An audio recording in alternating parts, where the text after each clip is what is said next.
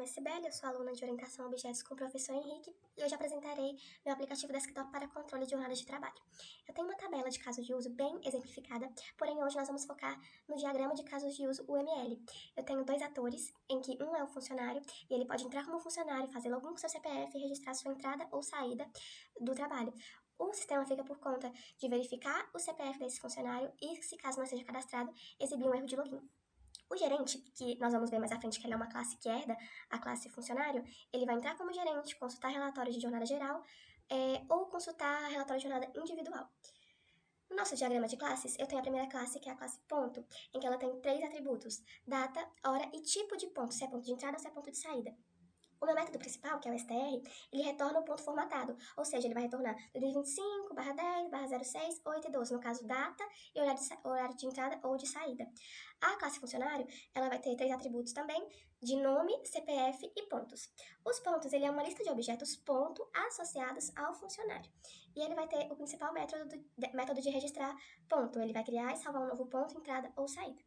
A classe gerente, ela herda a classe funcionário, com uma atribuição a mais, que é departamento. O método do gerente, o método a mais que o do funcionário, vai ser o de exibir histórico, ou seja, ele pode exibir os históricos de pontos de todos os funcionários ou de apenas um. A classe sistema ponto, ela é uma lista de todos os objetos, né? Os funcionários, eles são uma lista de todos os objetos e tem os principais métodos de adicionar funcionário, buscar funcionário, né, pelo CPF, registrar ponto do funcionário e exibir relatório desse funcionário. No primeiro teste bench, eu testei criar um funcionário, registrar seus pontos de entrada e de saída e exibir o seu histórico. Como podemos ver no terminal, está tudo ok. Depois de testar o funcionário, eu quis testar o gerente.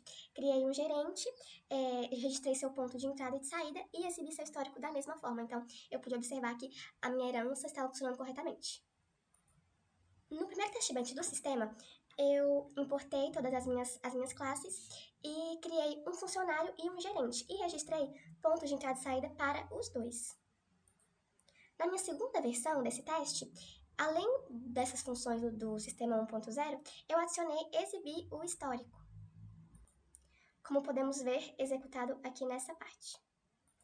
Após testar os meus test benches e ver que estavam corretamente, rodando corretamente no meu sistema, eu inicializei o meu main, que é onde está toda a lógica do meu projeto. Ele inicializa as minhas classes, né, porque eu preciso de todas elas, cadastra funcionários e gerentes, como nesse caso aqui, mostra um menu de opções para o usuário, e depois desse menu, de tudo do funcionário utilizar esse sistema, ele vai gravar as respostas do meu funcionário, no caso, os meus pontos, ele vai ser arquivado nesse arquivo CSV.